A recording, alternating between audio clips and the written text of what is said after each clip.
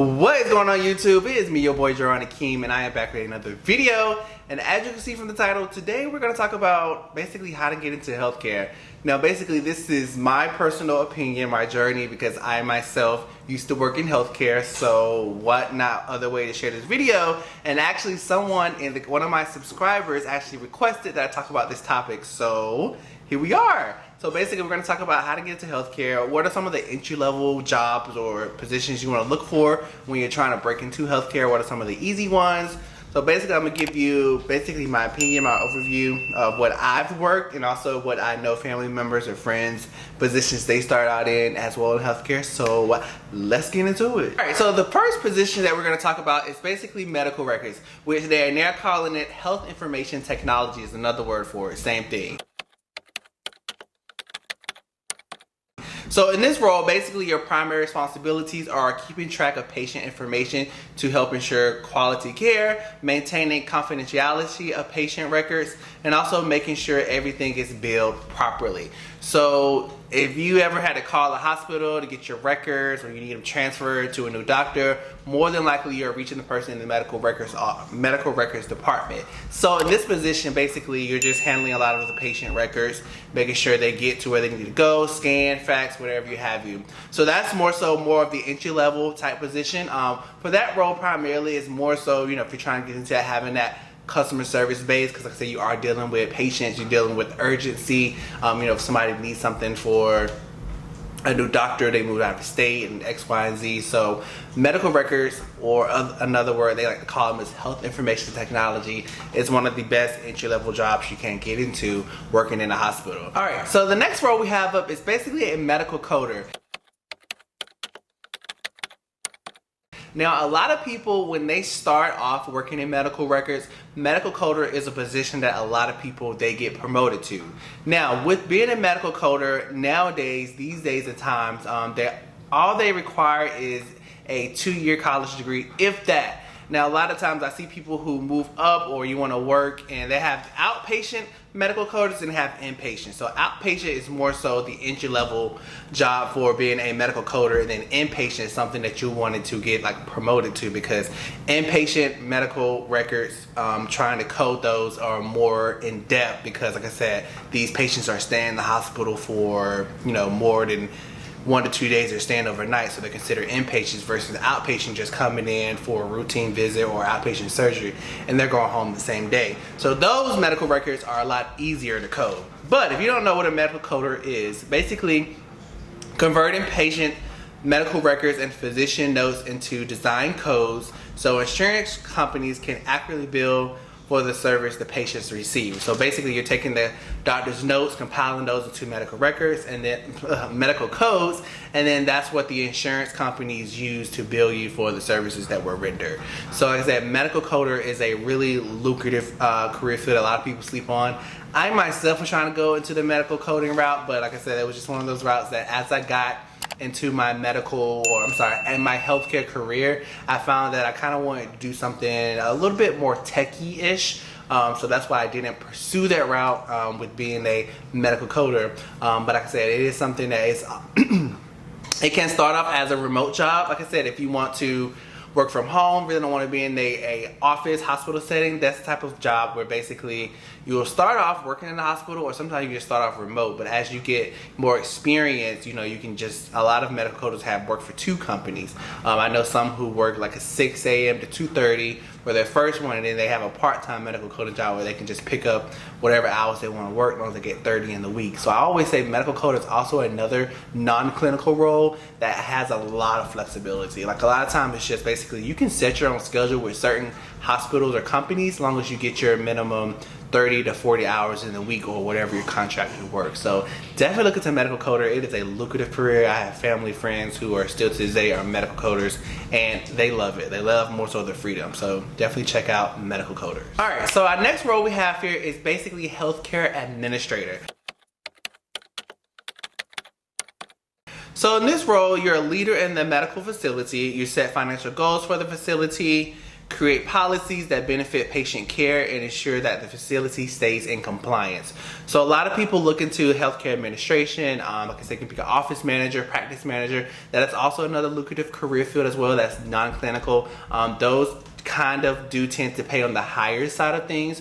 So basically, you know, I've known people that have like business degrees, or not even that, but if you have any type of management experience, and if you can show like, you know, you're a fast learner, this is one of the roles that basically a lot of non-clinical people that are managers or want to have that higher up position, they tend to go this route as being a healthcare administrator. So that's another third one that I see a lot of people that don't have a healthcare background, but they have like that customer service, they have that management based experience that they can convert over to being a healthcare administrator. So that's basically what that position is. So definitely check that out. And what I'll do is I'll put some links below in the description so you guys can check out some of these positions, and like I said, who's basically hiring for these roles right now. So definitely check out the description below. Alright, so the next word we're going to talk about is basically where I started my healthcare journey, and that was working in the radiology file room. So in that job, primarily my duties were anytime any physicians or patient calls requesting their film records, it was my job to get them sent out, or it's my job to get them pulled up, because a lot of times when you get when you come in for these type of appointments and you need second opinions, or they need to do additional work on them, we always had those stored, and we called a PAC system that kept all the film records for you. So in that role, my job was basically to kind of similar to the medical records, but in this role more so not actually the files, but more so, like I said, your images of the whatever appointment you came in to get. So that's primarily how I started my healthcare journey, working in that. Now I did kind of work my way up to where I became a senior.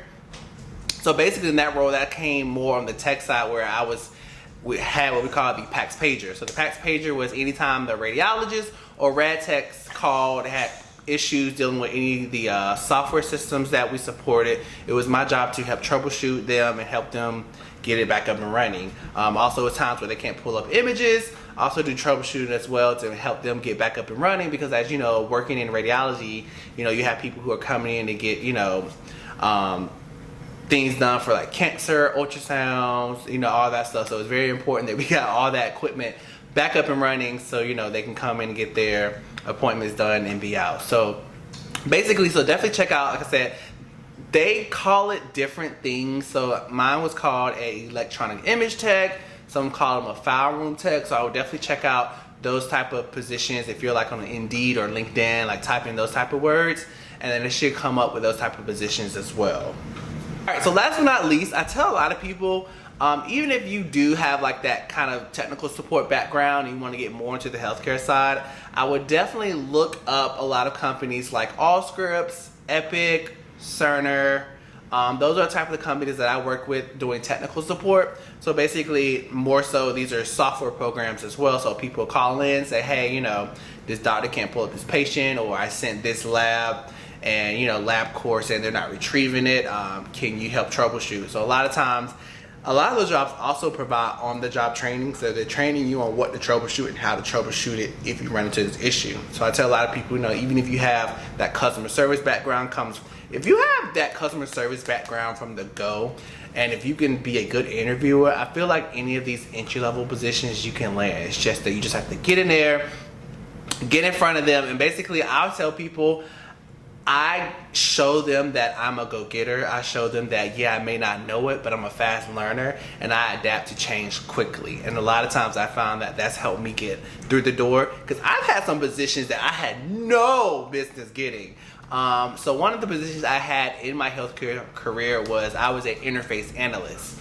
So that job, I had no interface experience whatsoever, but I still had that customer service. I had that background of working in healthcare, working with physicians, knowing that, you know, when they're requesting stuff and they have these deadlines, you know, working well under pressure. So I feel like that, and also me being a good interviewer, telling them like I don't know an interface, I don't know anything about the HL7 messages, but I'm a fast learning, I'm willing to learn because I want to learn, I want to grow within my healthcare career. So I feel like me combining all of that is basically what helped me get in the door when I was working in healthcare. So as you know, right now I currently don't work in healthcare. Or if you don't know, if you're new here, don't forget to like, share, and subscribe. I currently don't work in healthcare, I work in sales. But I did say if I had an opportunity to get back into healthcare, which, you know, never say never, it would be going back into the sales part of healthcare, because like I said, things are always changing. And also healthcare is a field that, you know, those jobs are kind of there to stay, because, you know, healthcare is a very important, it's a well-needed job field. So I hope this video helped. Definitely let me know, you know, if you found this helpful. Let me know in the comments below. If you want me to do a part 2, let me know, you know, shoot me some job descriptions that you may see, questions about, and definitely let me know in the comments below. But I hope you guys enjoyed this video. That's going to do it for me. And don't forget to like, share, and subscribe for more of these type of videos. Like I said, I do work from home jobs. I only talk about stuff that I know. Like I said, I know healthcare because I worked in healthcare. I worked on the admin side and I worked on the technical side. So that's why I decided to make this video, because one of my subscribers, and thank you for me wanting to talk about this topic, asked me about it. So yeah, that's gonna be that on that. But I will see you guys in the next video, and y'all have a productive week.